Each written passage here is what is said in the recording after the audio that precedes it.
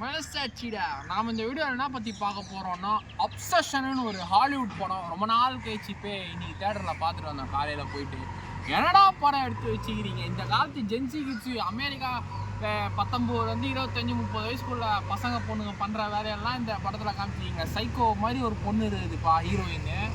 அந்த பொண்ணு அவங்க அப்பா இறந்து போயிட்டாங்க, அம்மா இறந்து போயிட்டாங்க.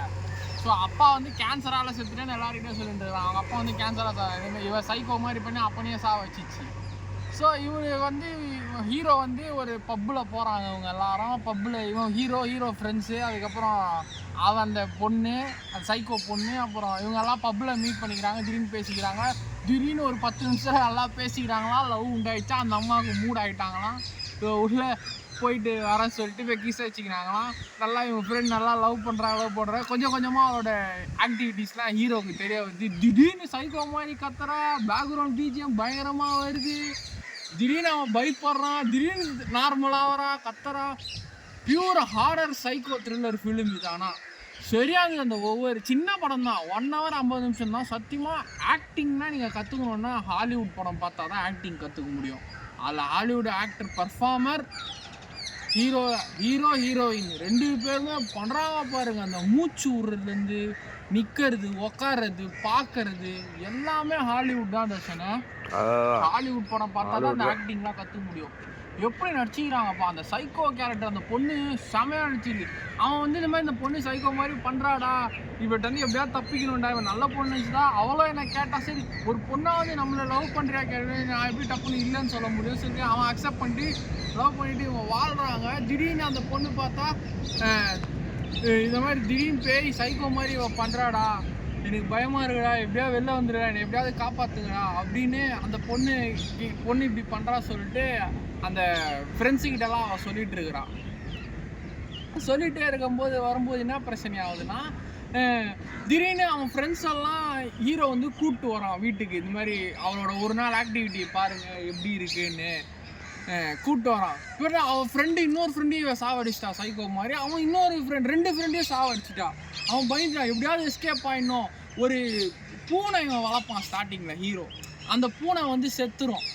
ஏதோ 1 wish 1 willoன்னு ஏதோ ஒரு சாக்லேட்டு, பூனை சாக்லேட்டு. அந்த பூனை சாக்லேட் சாப்பிட்டா ஒரு மாதிரி சைக்கோவாக மாறிடும். இவன் அந்த சாக்லேட்டு ஏதோ அவனுக்கு அது தெரியாது, அவன் சும்மா வாங்கியிருப்பான். அப்புறம் தான் அந்த சாக்லேட் ரிசர்ச் பண்ணி கொடுக்கும்போது தான் தெரியும் அந்த பூனை சாக்லேட் சாப்பிட்டா ஒரு மாதிரி ஆகிடுவாங்க, ஒரு மாதிரி கிறுக்க ஆகிடுவாங்கன்னு சொல்லிட்டு அந்த பூனை சாக்லேட்டை பற்றி கட்சியில் விசாரிப்பா.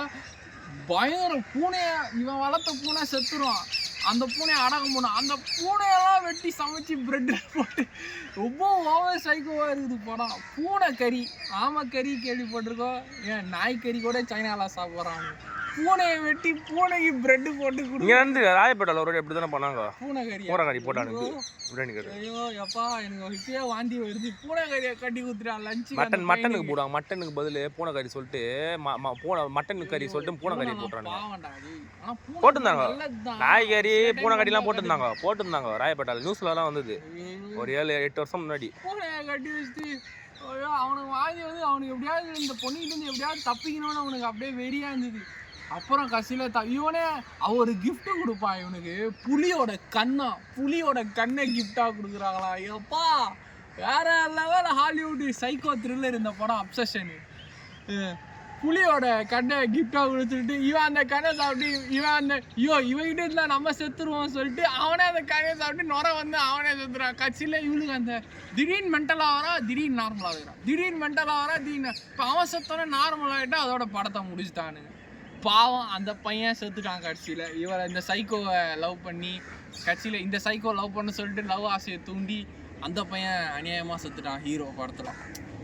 ஸோ ரொம்பவே அவனை நினச்சாதான் ரொம்ப கஷ்டமாக இருக்குது. அதான் இதில் ஒரு பாடம் தெரியுது.